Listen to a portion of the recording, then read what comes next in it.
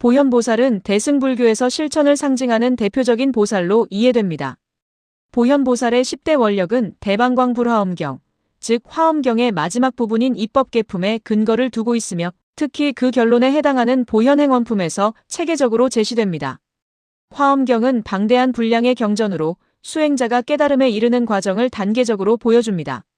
선제동자는 53명의 스승을 찾아다니며 지혜를 구한 끝에 마지막으로 만나는 분이 바로 보현보살입니다. 보현보살은 선제동자에게 깨달음의 완성은 머릿속 지혜가 아니라 10가지 실천적 약속인 10대 원력을 행하는 데 있다고 가르칩니다. 이것이 바로 우리가 알고 있는 10대 원력의 탄생 배경입니다. 고려 초기에 승려 규녀가 지은 향가 보현시번가는 보현보살의 10가지 서원을 각각 한 편의 향가로 표현한 것입니다.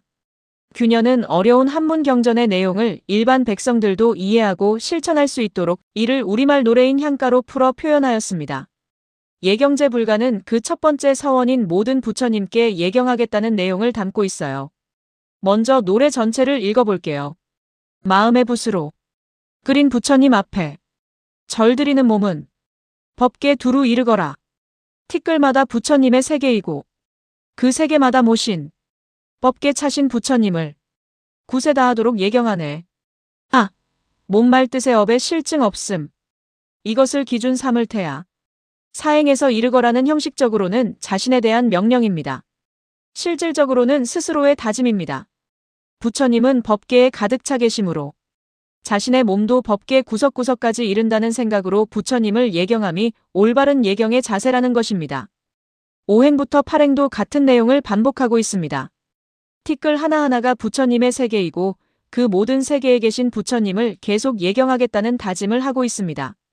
9, 10행은 예경에 실증내지 않겠다는 다짐을 하고 있습니다. 이제 한 줄씩 살펴보겠습니다.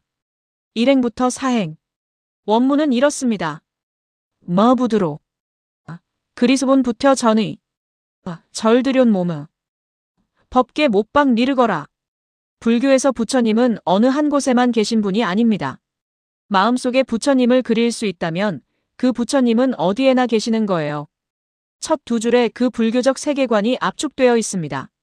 드료는 드리는 의로 풀이합니다. 내를 드리다의 드리로 본 거예요. 즉 절을 올린다, 드린다는 의미입니다. 못박은 두루로 풀이합니다. 못은 모이다를 뜻하는 동사모지고 박은 강세의 의미를 가집니다.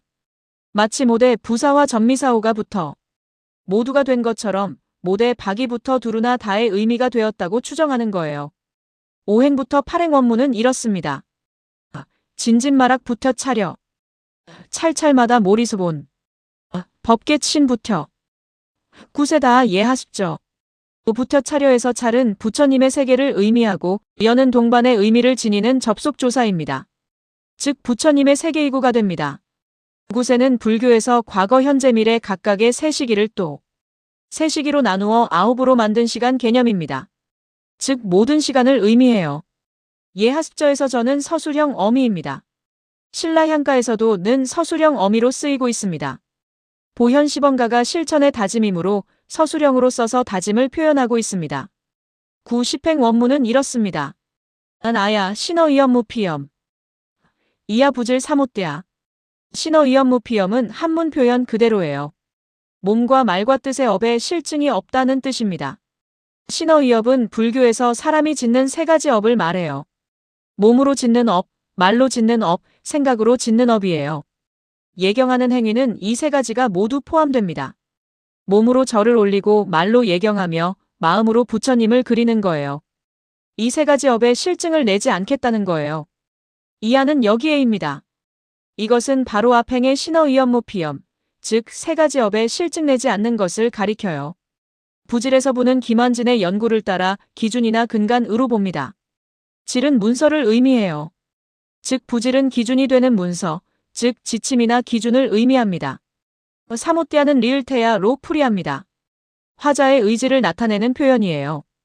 전체를 정리하면 몸과 말과 뜻으로 예경하는 업에 실증내지 않는 것, 이것을 나의 기준으로 삼겠다는 다짐입니다. 앞에서 티끌마다 부처님의 세계이고 구세가 다하도록 예경하겠다고 서원했는데 그 서원을 지키기 위한 실천의 기준을 마지막에 제시하는 거예요. 실증을 내지 않는 것, 그것이 무한한 예경을 가능하게 하는 핵심이라는 거죠. 예경제 불가는 짧은 노래이지만 그 안에 담긴 다짐은 방대합니다. 마음의 붓으로 부처님을 그린다는 첫 이미지부터 티끌 하나가 부처님의 세계라는 화엄의 세계관, 구세가 다하도록 예경하겠다는 무한한 서원까지 이 모든 것이 단 10줄 안에 담겨 있어요. 그리고 마지막에 실증내지 않는 것을 기준으로 삼겠다는 다짐으로 끝을 맺습니다. 웅장한 서원을 유지하는 힘은 결국 실증내지 않는 꾸준함에 있다는 거예요. 1000년이 지난 지금도 유효한 메시지입니다. 자세한 내용은 제 책 한국학 기초를 참고해 주세요. 감사합니다.